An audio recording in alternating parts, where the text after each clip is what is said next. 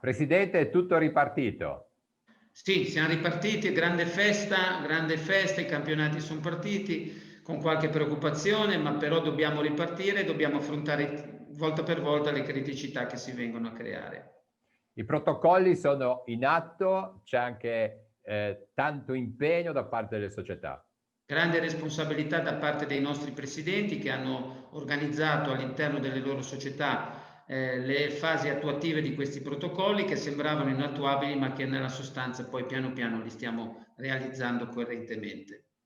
Ecco, un plauso ai dirigenti sportivi di calcio in questo caso.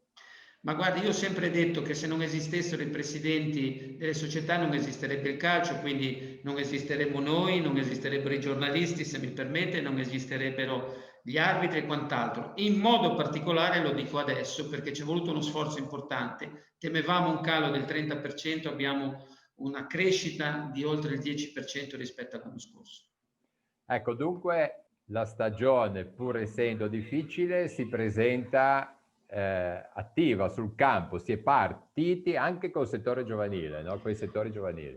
I settori giovanili stanno già allenandosi, partiranno il weekend del 18, mi sembra, di 17-18 ottobre.